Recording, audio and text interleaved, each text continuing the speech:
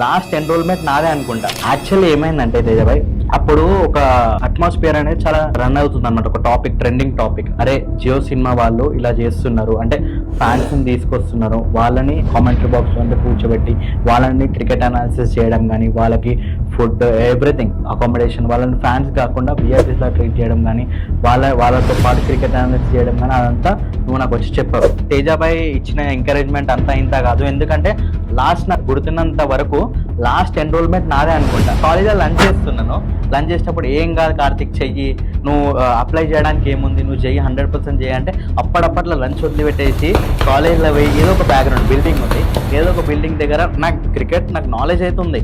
So దాని ప్రకారం video తీసి జియో వాళ్ళకి పంపించిన తేజాబాయ్ కూడా రివ్యూ అడుగుదామని, ఎందుకంటే దన్న మాట్లాడేసిన. సో అడిగిన అక్కడికి వెళ్ళి జర్నీ అనేది స్టార్ట్ అయింది తేజాబాయ్. ఇది లాస్ట్ పంపించిన నేను, ఎందుకంటే నువ్వు పంపించడమే లేట్. సో తేజాబాయ్ దానికి ఎంకరేజ్ చేసినందుకు దానికి థ్యాంక్ యూ సో మచ్. దాని తర్వాత ఏమైందంటే